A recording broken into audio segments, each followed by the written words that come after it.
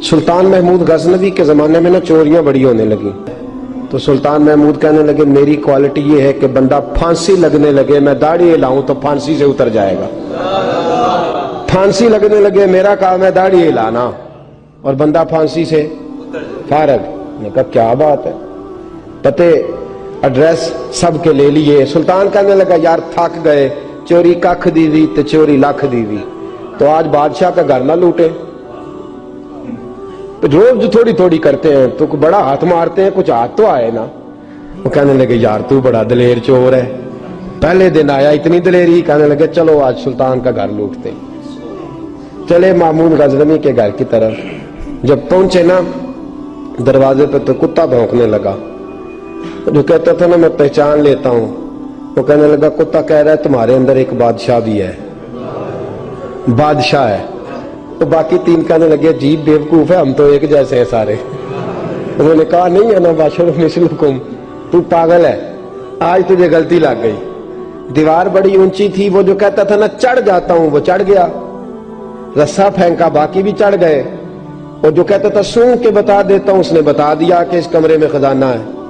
लूटा, नीचे आए, उसको एक जगह पे लेके बैठे बांटने के लिए। सुल्तान कहने लगे बेवकूफ हो, कोई मामूली घर नहीं लूटा, बादशाह का घर लूटा। सवेरे गली गली पुलिस दौड़ेगी, फौजी दौड़ेंगे, एक सुई भी पकड़ी गई तो पकड़े जाएंगे। खजाना जमीन में दबा दो, बात ठंडी होगी तो आके इसको उखेड़ेंगे, बांट लेंगे। एड्रेस पहले ले लिए थे, वो सब अपने अपने घरों को चले गए। सुल्तान आए, सिपाहियों से कहा कि 4 बंदे उठा लाओ और फलान जगह खजाना दफन किया वो भी उठा लाओ। अब काजी साहब की अदालत में मुकदमा चला, जुर्म साबित हो गया, चारों को सजाए मौत हो गई। अब वो चारों कहते हैं 4 तो हम है, 5वां किधर गया? 5वां किधर है? अनबाशुर मिस्लुकुम, वो कहता था तुम्हारी तरह कहूं, वो किधर है? जिस दिन फांसी लगनी थी ना, तो जो है आपकी, जिस दिन फांसी लगनी थी, महमूद गजनवी ने कहा कि फांसी लगते वक्त पहले मुझे मिला लेना। वो जब जा रहे थे ना वहां फांसी लगने के कमरे में, तो हुक्म था महमूद का। अब उनको आए लेके चारों महमूद गजनवी के पास। तो रात को तो नकाब में देखा था, अंधेरे में देखा था। वो जो कहता था ना पहचान लेता हूं, वो आगे बढ़ा, कहने लगा हजरत जी फांसी लगने लगी है, जरा दाढ़ी तो हिला दें, मेहरबानी तो फरमाए, लगने लगी है फांसी, मेहरबानी करे, मरने लगे हैं। सुल्तान महमूद कहने लगे इनको फांसी, बस वो दाढ़ी हिली, फांसी गई।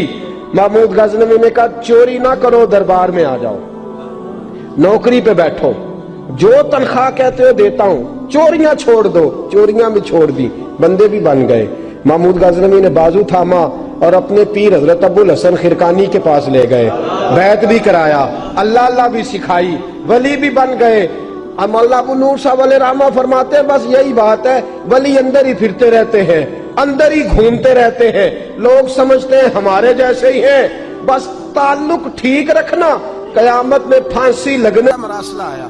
बड़ी खुल के बात कर रहा हूं जिम्मेदारी से।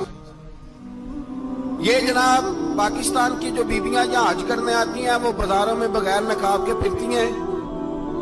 वो खजूरें खरीदने चाहती हैं तो बगैर नकाब के, खुशबू लेने जाती हैं तो बगैर नकाब के, लिहाजा इन्हें पर्दा कराओ। तो हजरत उमर से हुजूर ने तजवीज मांगी, फरमाया सफ बंदी कैसे करें, किस तरह लड़ना है?